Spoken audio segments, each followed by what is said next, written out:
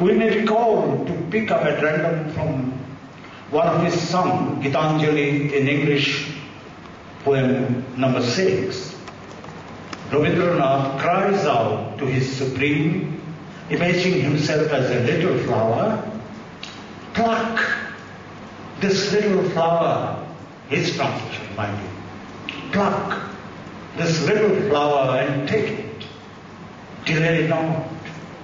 I fear lest it droop and drop into the dust.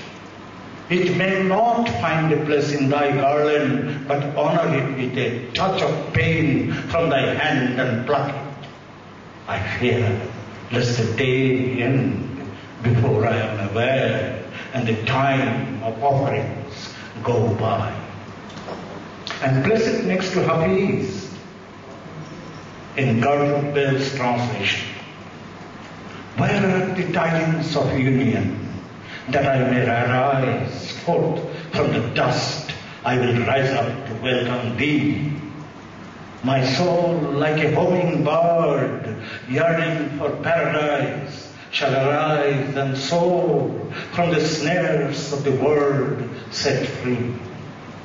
When the voice of thy love shall call me to be thy slave, I shall rise to a greater, far than the mastery of life and the living, time and the mortal span. Pour down, O Lord, from the clouds of thy guiding grace and peace. And listen to Rabindranath singing to his own words, set to his own music, Borishadhara Matrishanti Robari. Pour down, O shower of peace on this earth. He will, I hope, like me, be stunned by this discovery of Sufi mode of cry. Interrupt. Then recall also Rabindranath on his way to Persia, his first ever flight in 1932 from the aircraft. He sends a message to people of Iraq and Iran, Persia and Iraq. From his aircraft, in his message he says, various messages, man has accepted this dust-laden earth for his dwelling place, for the enacting of the drama of his entangled life, ever waiting for a call of perfection from the boundless depth of purity surrounding him in translucent atmosphere. This is God. This is Rabindranath. Note that there is a similarity of ideas, yes, but at the root of it grows out to take two different directions.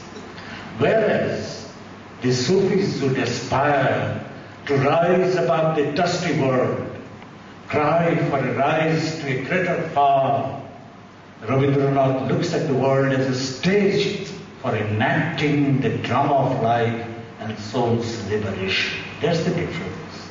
He does not negate or reject the world. Rabindranath does not. And thus we can understand and correlate Rabindranath's two stances, his two faces, the poet and the man of the world, the mystic and the mason, ordinary mason, the one who would seek divine, the other who would create Shantiniketan, Sriniketan, small credit bank for farmers at Pruthishal, to name a few examples of his vast body of public and educational work. And in this light, if we read the poem number 1 from his Gitanjali, which he himself translated, even just the first verse, Amare tumi ashesh korechu. Thou hast made me endless, such is thy pleasure. This frail vessel thou emptiest again and again, and fillest it ever with fresh life. And along with it, read the last verse, just the last verse from poem number 35 of Rabindranath. Chitta jala bhaya shurno uchcha jatashi where the mind is led forward by being ever widening thought and action into that heaven of freedom. My Father, let my country awake. We can see and hear a man whose hands are truly of action, but whose wings are of death. Yet, that Rabindranath felt, one with Sufism, its aspiration for a blissful union and passing into a state of ecstasy, and that he felt as one which poets, the Sufi poets, we can hear from his own words. In his travel book on Persia, he says about one of his distinguished visitors, Rabindranath writes, everyone said he was a philosopher. He wished my travel in Persia would be meaningful. I told him, those minds that shaped Sufism and those Sufi poets long gone by, I am one of them. The difference is, I am of today's idiom, so it will not be difficult for you to accept me as one. How brilliant.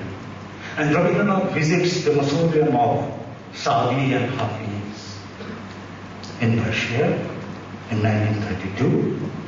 At the Hafiz, the mausoleum, he writes, sitting by the grave, I was suddenly struck by the feeling that from great distance of time and its spring, the poet is sending me his signals, his smiling signals on this day of sun-washed spring.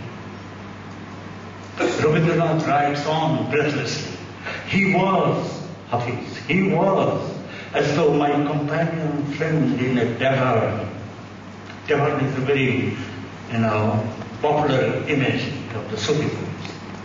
Rabindranath writes about Hafiz. He feels sitting by the grave. He was as though my companion friend in a tavern. Oh, how many cups we filled. Oh, so many different wine. I too have suffered the frown of religious bigots, but they failed to cover me. I too, like Hafiz, escaped and flew to the flowing stream of joy, the boundless spirit of soul. By the graveside of Hafiz, I had these distinct feelings that traversing centuries, living the chasm of life and death, a traveler, Rabindranath writes Musafir, the poet, a Musafir has arrived and come to Hafiz, who is eternally known to him.